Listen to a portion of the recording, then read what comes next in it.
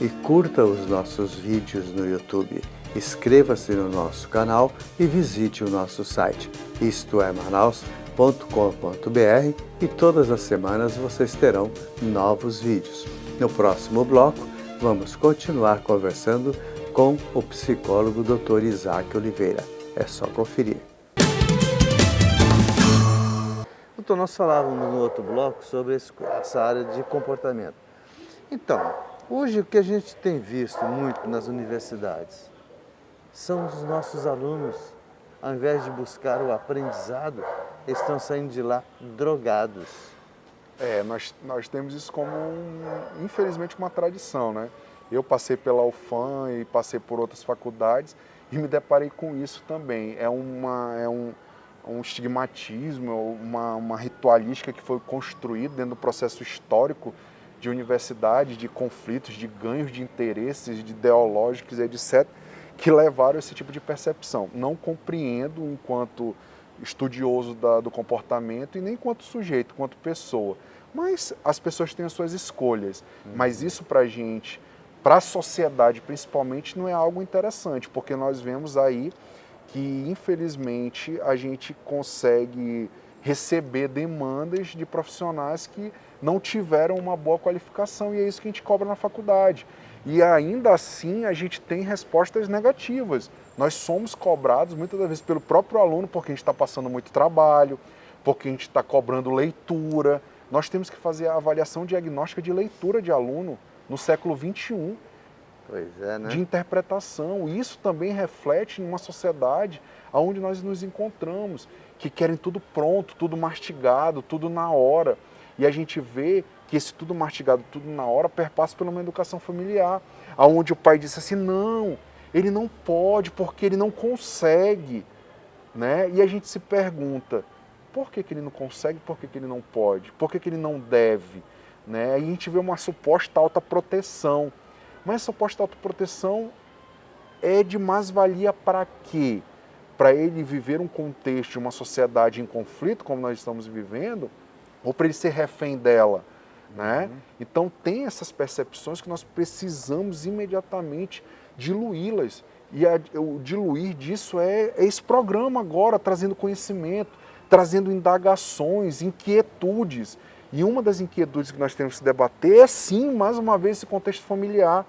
O que a família está fazendo para fazer com que essas crianças, esses adolescentes compreendam o que é juízo de valor. Pois é, saibamos que não existe uma cartilha onde você determina, olha, isso, as regras são estas e essas e as condições são essas. Mas o que a gente poderia dizer para ele, pai, para ela, mãe, quando ela perceber que o filho dela está se distanciando cada vez mais, ou que a filha está dormindo fora de casa, está passando por outras coisas, o que a gente tem que fazer como pai, como mãe? Primeira coisa como regra, esse sentimento de medo, de perda de amor, não é amor. Não é amor. É o quê? É medo de se sentir culpado. É medo de não saber lidar com uma suposta culpa fantasiosa, idealizada. Quando você diz não e o filho diz assim, a senhora está vendo? A senhora não quer ser minha mãe, a senhora não é minha mãe. Isso é chantagem emocional. O pai e a mãe não devem temer isso. Você fez isso um dia, mas era com uma proporcionalidade menor. Hoje, os adolescentes e as crianças estão se colocando numa posição de vítima para barganhar e manipular os pais por uma suposta perda de amor. A senhora não me ama mais, o senhor não me ama mais. Como assim? Como não lhe amar, sendo que eu tenho que lhe educar? E a educação, ela tem os seus deveres. E ela também tem suas punições. A própria Carta Magna, a Constituição, diz que o nosso direito termina quando começa o do outro. Exatamente. Então essa educação é primária. Pode não existir uma suposta cartilha moral de juízo de valor, mas existem as regras, existe a ética. Por que não cumpri-las?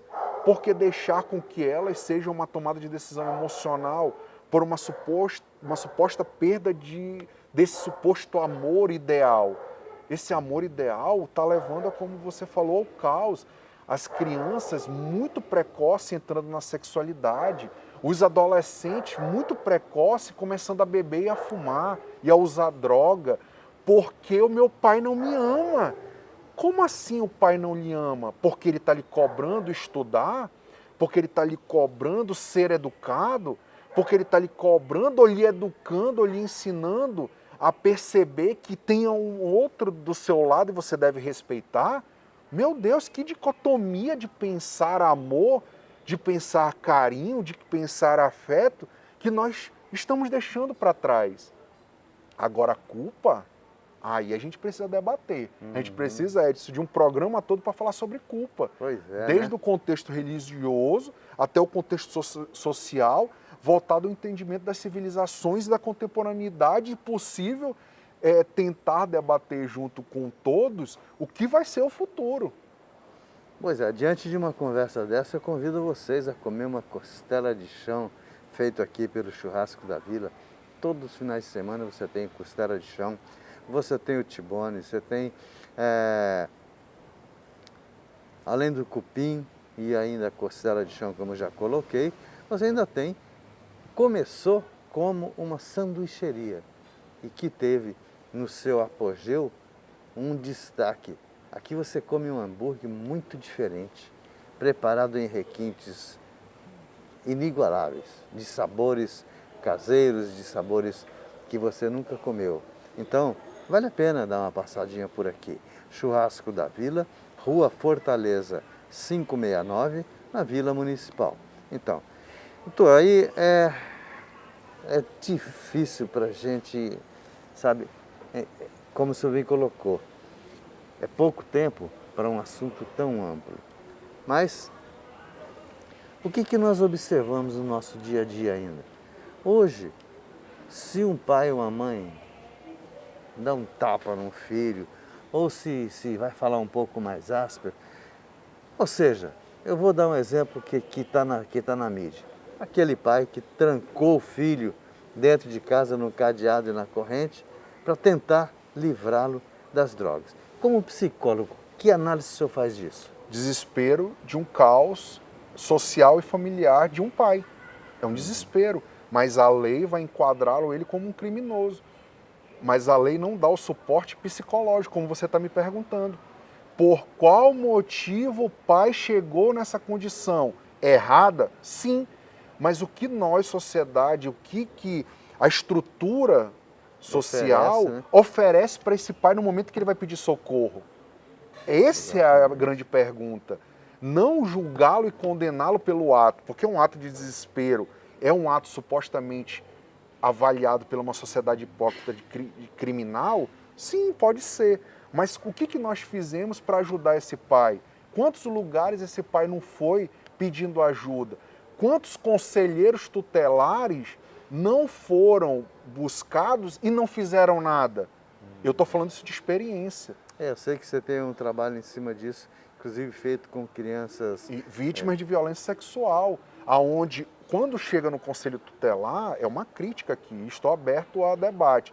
Chega no conselho tutelar, que é a escuta especializada, o conselheiro está preocupado em saber o enredo do crime, do que focar no direcionamento do atendimento da criança vítima de violência sexual. Não, ele é curioso.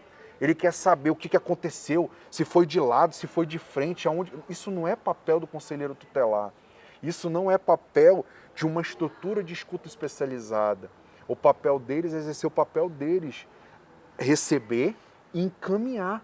Encaminhar para o setor médico, encaminhar para a delegacia, encaminhar para o juizado, fazer o que de fato a escuta especializada deve fazer. Não fazer com que o humano exerça um papel dele de humano curioso, porque está ainda mais prejudicando a vítima.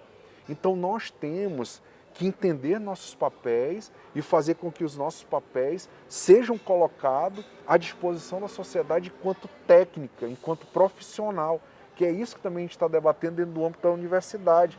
E também fazendo com que o olhar da universidade seja um olhar científico para que a sociedade mude positivamente. Não como nós estamos falando desde o início do programa, que nós estamos vendo a todo momento algo de um prognóstico futuro, ou de um futuro da nossa sociedade, principalmente do nosso regionalismo, de a morte ser banal, por qualquer coisa, né? A gente está vendo hoje nas mídias que estão matando a rodo. Agora, por qual motivo? Porque a gente, ser humano, tem o direito, enquanto julgador, enquanto perverso, vamos dizer assim, de tirar a vida do outro. Por que nós estamos chegando a isso? Será que é a família? Pois é, esse assunto que eu queria fechar com o senhor é justamente nisso. Por que tantas pessoas, tantos homens, às vezes matam o ser humano, um inocente, uma criança, para se vingar da mãe dessa criança? Esse elemento, ele é um elemento normal, ele não pode ser. Não pode ser. Mas existe uma maneira, porque normalmente quando se dizima uma família, num próximo relacionamento, vão os agregados. E nem sempre esse cara está preparado para arcar com essa despesa. Para absorver. Porque hoje uma família é uma despesa grande, não é pouca não.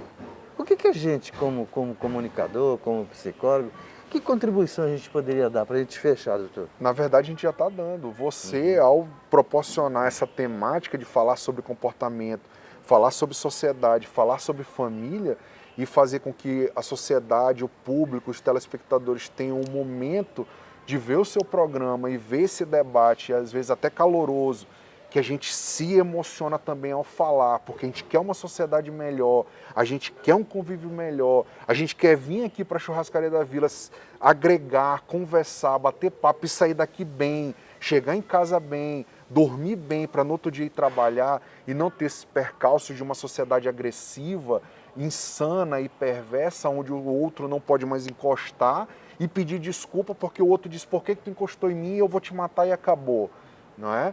Então a gente... E vai lá, cumpre 3, 4 meses. Exatamente, e está na rua de novo. Então a lei em si também não está abarcando a necessidade de controlar e frear essa perversidão humana. Está dentro da estrutura psicológica? Tá, sempre teve. Agora cabe a gente, enquanto comunicador, enquanto psicólogo, fazer com que a sociedade tenha essa compreensão e a gente consiga desacelerar ou frear essa necessidade, infelizmente, que constitui uma psique humana. Este é o professor Dr. Isaac Oliveira, psicólogo, uma pessoa muito bem antenada para essa área, não só comportamental, mas para a psicologia como um todo. Por que você, agora a gente sempre, eu sempre o procuro em função de quê? De você que pede. Porque nós trazemos para cá, como diz o nosso cinegrafista Samuel Pimentel, nós trazemos, aqui é uma mini consulta. Não é uma entrevista, porque vontade, se eu for fazer a minha vontade, eu iria falar o programa todo e mais alguns ainda, e não ia esgotar o assunto. Mas eu vou fazendo uns pedacinhos e digo também, se você quer uma informação, se você quer marcar uma consulta com o Dr. Isaac Oliveira, linha direta 991 11 6364 e Churrascaria da Vila é isso e muito mais. Comida gostosa, comida saborosa e aquele churrasco de chão, aquela costela de chão, além do cupim e muitas outras coisas mais. Rua Fortaleza, 569, na Vila Municipal. Nos encontramos então. Doutor, primeiro, muitíssimo obrigado pela gentileza de estar conosco, ter aceito o nosso convite. E nos encontramos então no próximo sábado, às 12h30, na sua TV Norte Amazonas, canal 10, ou então a NET, canal 517. Até lá!